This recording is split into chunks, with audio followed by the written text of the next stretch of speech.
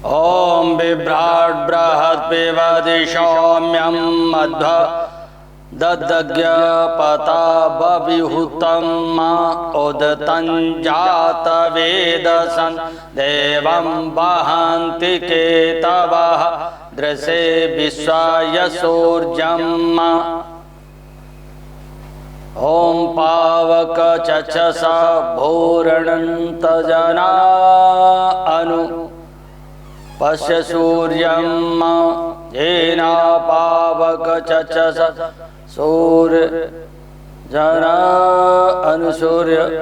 ओम अग्रणेन ऋषा वर्तमानो निवेशयन् मृतेन आग्रणेन रजसा वर्तमानो निवेशयन् मृतं मृतं चरणेन सविता रथेन देवो याति भौरानि पश्यन्। ओम शंखसूर्याय नमः। मिथुन राशि वाले जात को आपके लिए ही तो ये परिवर्तन मुख्यता है। अब आपके मेरे लिए, हाँ भाई, कारण इसका है हमने दो राशियों का ये बताया है शिव ज्योतिष वाणी के माध्यम से। शनि के परिवर्तन से पहले ही आपको शनि महाराज कोई गिफ्ट देकर के प्रारंभ करेंगे परिवर्तन। अब आप करेंगे, और वो भी आपके जो स्वामी बुध हैं और शनि महाराज के मित्र हैं उनके पास, उन्हीं के पास जा रहे हैं। और वो किसमें हैं? मीन राशि में। अब मीन राशि के मालिक कौन है? बृहस्पति। बृहस्पति कहाँ बैठे? आपके 12वें भाव में। कहाँ बैठे? 12वें भाव में। अब 12वें भाव में बृहस्पति स्वयं 12वें घर के भी मालिक होते हैं। 12वें घर में बृहस्पति मार्केश तो बन जाते हैं क्योंकि पूर्ण दृष्टि अष्टम भाव पे पड़ती है, बशर्ते वहाँ का मकर का मंगल न बैठा हो।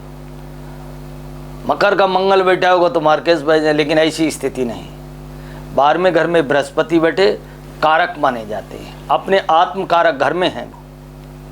राशि वृष है, शुक्र की राशि है, किसी न किसी धर्म गुरु की राशि है, इसलिए 12वां घर धन हानि से देखा जाता है। गोचर में किसे देखा जाता है? हानि से देखा जाता है। किसी कैसी भी हानि हो, धन की ही नहीं, मन की भी हानि, तन की भी हानि।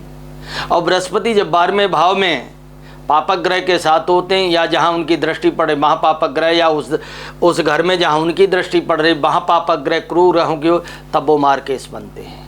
यहाँ से तन हानि भी करते हैं। तन का मतलब शरीर की हानि। लेकिन यहाँ पर इसलिए नहीं कर पाएंगे कि इस घर के जो स्वामी हैं शुक्र, वो शनि महाराज के घर में, शनि महाराज के साथ, और शुक्र जहाँ बैठे हैं उस घर के मालिक हैं बृहस्पति महाराज। स्थान परिवर्तन योग, इनमें एक और योग जुड़ गया मिथुन राशि वाले जात को। तो ये क्या करेंगे? ये विदेश में ये पिता को पद पैसा प्रमोशन देंगे। इनके पिताजी परेशान रहे तो उनको प्रॉब्लम रही, उनको भी ये पिता के पितृभक्त बनेंगे, माता पिता की दोनों। और कर्म में इतनी क्रियाशील इनके अंदर आ जाएगी, ये कोई ऐसा सृजन करेंगे अपने आप ही। भाई कर्म के क्षेत्र में बैठे हैं, कर्म आत्मकारक शनि का, घर बृहस्पति का, शुक्र के साथ युति शनि की। तो कौन सा योग बनाते हैं? शम सप्तक योग, राजयोग उसे कहते हैं। शम सप्तक योग को राजयोग कहा जाता है। फिर कौन सा योग? बुध और शुक्र की युति 10वें भाव में। तो कौन सा योग? लक्ष्मी नारायण योग। फिर राहु और बुध की योग। चूँकि थोड़ी जड़त्व आपकी जो संसारिक ज्ञान है, जो कलयुग में दुष्टों को पहचानने की, उसमें आपको महारत हासिल नहीं, वो महारत हासिल प्रदान। क्योंकि राहु और शनि का योग महापिशाच योग बनाता है। कभी कदार कोई ऐसा गलत काम नहीं कर देना जिससे कहीं एक कोई दाग आपके ऊपर लग जाए। कैसा? महापिशाच योग जो है चांडाल योग से ज़्यादा खतरनाक होता है। लेकिन महापिशाच योग यहाँ कारगर नहीं हो पाएगा। क्यों नहीं हो पाएगा? आप करोगे भी। हाँ, यदि योग न होते और शनि राहु केवल होते तो संपूर्ण विनाश होना था। किसका? पैतृक वंश का ही विनाश होना था। लेकिन यहाँ पर राहु और शनि दोनों इसलिए नहीं कि राहु बुध के साथ है, और राहु बुध के साथ अच्छा करते हैं। बुध और शनि का युति, बुध और शुक्र की युति, लक्ष्मी नारायण योग, समसप्तम योग, ऐसे ऐसे योगों का निर्माण करते हैं। कैसे कैसे? ऐसे ऐसे योगों का निर्माण करते हैं जिससे कोई भी विषय आपके जीवन कर्म के क्षेत्र में आपका करियर भव्य दिव्य होने जा रहा है। आपके करियर के क्षेत्र में इतना लाभ होगा ये जो 2.5 वर्ष हैं। क्यों? बृहस्पति भी मिथुन में जाएंगे, उसके बाद कर्क में जाएंगे, और जब कर्क में जाएंगे इस अगली साल प्रारंभिक समय में, तो आप सोचिएगा, अथवा 2.5 साल आपके 2.5 से 3 साल भव्य दिव्य और सर्वोत्कृष्ट करियर के क्षेत्र में माता पिता के लिए अच्छे रहेंगे। आप इंजीनियर, डॉक्टर या किसी उद्योग क्षेत्र में, मिथुन राशि वाले जात को उद्योग क्षेत्र में तो आपकी तरफ से कोई औद्योगिक क्रांति हो सकती है। शासन प्रशासन में किसी ऊंचे पद पर आप हैं तो आपको पद, पैसा और प्रमोशन प्राप्त हो सकता है।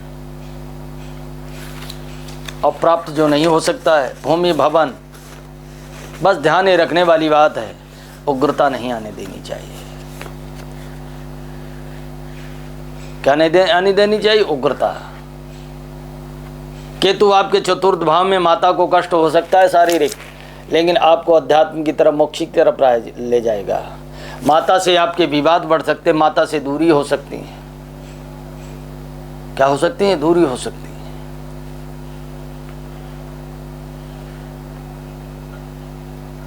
मंगल की चतुर्थ दृष्टि आपके पंचम भाव में है। मन को थोड़ा शांत रखिएगा, उग्रता नहीं आने दीजिएगा। शिक्षा और संतान, उसमें अभी आपको सोचने की ज़रूरत नहीं, कोई कार्यक्रम नहीं बनाए मुझे संतान प्राप्त करनी ना, नहीं हो सकता है। कब तक? जब तक मिथुन में मंगल, और मंगल भी आपकी राशि में 1-1.5 महीने बाद आने वाले हैं मंगल। लेकिन क्या है, मंगल फिर अक्टूबर में पहुंच जाएंगे कर्क में। 2-3 मई, जून, जुलाई, ये विषय मिथुन राशि वालों के लिए भव्य दिव्य रहेगा। अब करना क्या है मिथुन राशि वाले जात को? करना यह है, माँ दुर्गा की उपासना करो। किसकी उपासना करो? माँ दुर्गा की। चंडी की उपासना करो। क्यों उपासना करो? क्योंकि उसमें महाकाली, महालक्ष्मी और महासरस्वती का निवास है। एक देवता की पूजा करने से कई ग्रहों का, अब काली के उपासक राहु, उनका भी कल्याण, काली के उपासक शनि महाराज, उनका भी कल्याण, यानी वो भी अपने पक्ष में होंगे। महालक्ष्मी शुक्र की उपासक, महालक्ष्मी बुध की उपासक, और पंचग्रही योग यहाँ पर। महासरस्वती गुरु की उपासक, गुरु ग्रह भी आपके फेवर में। कुछ नहीं याद कीजिएगा, केवल 9 दुर्गा के नाम। प्रथमम शैलपुत्री च, द्वितीयम ब्रह्मचारिणीम, तृतीयम चंद्रघंटेति, कुष्मांडेति, चतुर्थकम पंचमम स्कंदमातेति, षष्ठम कात्यायनीति च, सप्तमम कालरात्रीति, महागौरीति, चाष्टमम नवमम सिद्धदात्री च, नवदुर्गा प्रकीर्ति थी। पहले दिन की दुर्गा की उपासना शैलपुत्री के रूप में। किसके रूप में? पार्वती के रूप में। उनके स्वरूप, उनके चित्र का ध्यान करो डेली का डेली। इतना ही, ज़्यादा लंबा चौड़ा पूजा पाठ नहीं। बहुत से जोशी पता नहीं क्या क्या बता देते, ये करो वो करो। नहीं, मेरे पास वो उपाय कि आप अपने गृहस्थ जीवन में, कार्यों में, विशेषकर कलयुग में आपको समय मिल पाए, आपके पैसा हो आपके पास ना। हम बहुत नॉर्मल से नॉर्मल, बड़ा सा बड़ा, फर्स्ट एड ट्रीटमेंट से लेकर लास्ट का ऑपरेशन वाला भी। तो पहले दिन की जो शैलपुत्री पार्वती देवी, उनकी उपासना, ब्रह्मचारिणी, ब्रह्मचर्य भी जीवन में आवश्यक। आपके नैतिक मूल्यों का पतन न हो जीवन में। नैतिक मूल्यों का और चरित्र का पतन हो गया तो सर्वोच्च कितने पैसे वाले हो। और इन ग्रहों का युति होने से और कुछ नहीं होता है। आदमी के नैतिक मूल्य का पतन और सामाजिक प्रतिष्ठा खत्म हो जाती, इज्जत खत्म हो जाती। राहु केतु और शनि यही केवल करते हैं। आपका दंड, ये कहो कि डंडा मारते हो, नहीं, शनि तो जेल भी भेज देते हैं कोई झूठा मूठा मुकदमा लगा करके। तृतीयम चंद्र घंटे थी। चंद्र घंटा मतलब होता है अमृत की वाणी। आपकी वाणी खराब ना हो जाए। आदमी खामो खाम बैठे उल्टा सीधा बोल देते हैं, क्या? कुष्मांडा देवी, कुष्मांडा माने होता है कुम्हेड़ा पेठा, कि आपके कुम्हेड़े में मीठा पड़ा रहे तो पेठा बन जाए। कुम्हेड़ा एक फल होता है, उसी से पेठा बनाया जाता है। उसमें जो भी रस डाल दो, आपका जीवन हर समय हर जगह फिट बैठ जाए। हरिद्वार के हरे राम, गंगा जी के गंगा राम, जमुना जी के जमदा दास, ऐसी मानसिकता हो जाए, क्या कि सबके साथ फिट बैठ जाओ। वही कुम्हेड़े का फल। इसलिए कुष्मांडा देवी की स्कंद माता नेतृत्व प्रदान करने की आपके अंदर क्षमता हो जाए, क्या लोगों को दिशा निर्देश करने की आपके अंदर क्षमता प्राप्त हो जाए। कात्यायनी माने होता है सरौता, जो सुपारी काटता है। और कात्यायनी देवी जो है ब्रज की अधिष्ठात्री देवी, वहीं दुर्गा का रूप है। ब्रजरानी राधा का स्वरूप है कात्यायनी देवी। ब्रज की अधिष्ठात्री देवी कात्यायनी है। सरवता सुपारी को बीच से काट सकता है, और कोई ऐसा शस्त्र नहीं है जो गोल सुपारी को, सूखी सुपारी को बीच से काट दे। और ऐसा काट सकता है उसे सही नापा जाए तो आधा आधा वजन होगा। और कात्यायनी का जीवन में अर्थ होता है कि सरौते की तरह न्याय मिलना, न्याय देना। जिस तरह के गोल सुपारी को सरौता काट के बराबर भागों में बांट देता है, उसी प्रकार से जीवन में मुझे न्याय भी मिले और मैं भी लोगों को न्याय दूं, उसकी अधिष्ठात्री देवी है कात्यायनी। उनकी पूजा करो। बहुत लोगों के जीवन में न्याय न तो मिल पाता है, न वो न्याय दे पाते हैं। और न्याय से ही नेता पैदा हुआ है। न्याय शब्द से कौन पैदा हुआ? नेता। नयम त्रायति नेता, नयम त्रायति नेता। जो नैतिक जीवन में कल्याणकारी मार्ग हो, उस मार्ग को दिखाने वाला, उस पे उसका नेतृत्व करने वाला व्यक्ति नेता कहलाता है। और वो मार्ग न्यायप्रिय हो, धर्मशील हो। इसलिए कात्यायनी देवी की पूजा मिथुन राशि वाले जात को करना। सप्तमम काल रात्रि, नकारात्मक ऊर्जा की भी आवश्यकता होती है। ये नहीं कि कोई चार गाली दे करके चला जाए, हम सुनते रहें, नहीं। सठे साठ्यम सठ समाचरित, क्या सूर समर कथनी करहीं कहीं न जनावें आप, विद्यमान रण पाई के कायर कथई प्रलाप। पौरुष पुरुषार्थ के लिए कालरात्रि की पूजा की जाती है। और नकारात्मक ऊर्जा का भी अपने जीवन में स्रोत होता है। रात्रि के बाद उजाला होता है। इसलिए उस मंत्र को आपने देखा ना, तमसो मा ज्योतिर्गमय। क्या कहा? अंधकार से। इसका मतलब शुरुआत कहां से होती है? अंधकार से। पाप संसार में नहीं होगा तो पुण्य को नहीं कोई जानेगा। अंधकार नहीं होगा तो प्रकाश को। और अंधकार से व्यक्ति प्रकाश की तरफ निकलता है। गर्भ में पड़ा हुआ जीव 9 महीने के बाद अंधकार से निकलता है। तमसो मा ज्योतिर्गमय। तो कालरात्रि की पूजा प्रकाश की तरफ जाने के लिए, ऊर्जावान बनना। और न, मैंने पहले भी कहा, नकारात्मक जीवन में हानिकारक नहीं होती। अगर नकारात्मक ऊर्जा नहीं होगी तो एक फेस से काम नहीं चलेगा। कहते हैं ना, बिजली के 2 फेस हों, उसमें ठंडा गर्म होता है तभी क्रियाशील। नकारात्मक से ये जड़ चेतन नहीं बन सकता। सकारात्मक से ही केवल ये जड़ चेतन नहीं बनता। बोला फिर दोनों का सार सर्किट चाहिए, दोनों की संप्रभुता चाहिए।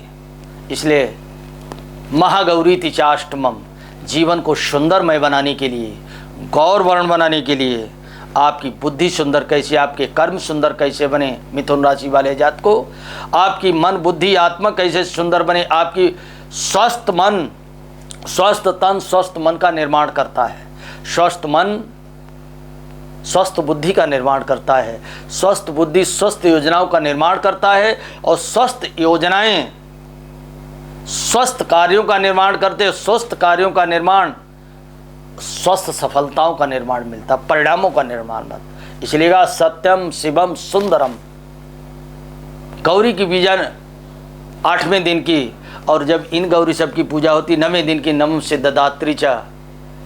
जो तुमने किया जीवन में ये सब चीज़ें, और जिस दिन तुम्हें प्राप्त परिणामों का दिन होता है, सफलताओं, सिद्धि का मतलब सफलता, आपकी साधना सिद्धि में बदल गई, आपकी वो सिद्धियां प्राप्त हो गई। इसलिए 9 दिन तो दुर्गा की आप उपासना करें, महाकाली, महालक्ष्मी, महासरस्वती की। और कभी भी गुप्त नवरात्र, ग्रीष्मकालीन नवरात्र, शरतकालीन नवरात्र फास्ट न रह सकें तो ये 9 दिन देवियों के नाम जरूर लिया करें, इनको याद कर लें। यदि नित्य व्रत लेते हैं आपकी सारी समस्याओं का समाधान हो जाएगा। धन्यवाद जी। नमस्कार, मैं डॉक्टर सुधीर तोमर। हमारे कुछ प्रोडक्ट्स है जो पब्लिक के लिए है। ये जॉइंट्स पावर ऑयल है, इसका रिजल्ट्स आप शाम को लगाएंगे, सुबह देखेंगे कितना फ़र्क होता है। Quality and result we have no competitor. Next, ये सुपर हेयर टॉनिक, ये बाल झड़ने के लिए है, सफ़ेद बाल काले करने के लिए है। इसके रिजल्ट्स बहुत ही बेहतरीन हैं। हेयर ग्रो की जो प्रॉब्लम है, जिन लोगों के बाल नहीं हैं, सिर पे चिकना हो चुका है, आधे से ज़्यादा बाल जा चुके हैं, वो 30 दिन इसको ट्राई करें, उसके बाद रिजल्ट्स देखें। क्या कोई क्वालिटी और रिजल्ट्स में हमारा कोई कॉम्पिटिटर नहीं है, वी आर कॉन्फिडेंट। एंड इसी के साथ जिनको डैंड्रफ वगैरह होता है, इसी के साथ लोग कहते हैं कि शैम्पू कौन से यूज कीजिएगा। शैम्पू है, अगर किसी को डैंड्रफ की प्रॉब्लम है, एक बार लगाएंगे आप, नेक्स्ट डे रिजल्ट देखें। 2 से 3 दिन में अमूमन डैंड्रफ में फ़र्क आपको महसूस होता है। इसी के साथ एक सिंपल, लोग आप सुना होगा हेयर प्रॉब्लम की है, बाल झड़ रहे हैं, बहुत सारी प्रॉब्लम है लोगों को बालों की समस्या से रिलेटेड। उसी में ये हमारा एक सिंपल, एक रिवोल्यूशनरी हेयर ऑयल है, सिंपल है।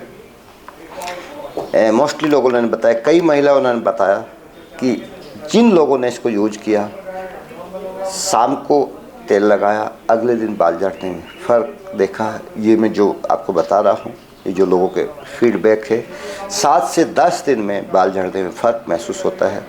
30 दिन बाद बालों की स्ट्रेंथ आपको नज़र आएगी। आप खुद बताएंगे रिजल्ट्स क्या है, हम कुछ नहीं बोलेंगे, रिजल्ट्स आप बताएंगे, क्वालिटी आप बताएंगे। बस आप ट्राई कीजिएगा और देखिएगा और बताइएगा। धन्यवाद, नमस्कार।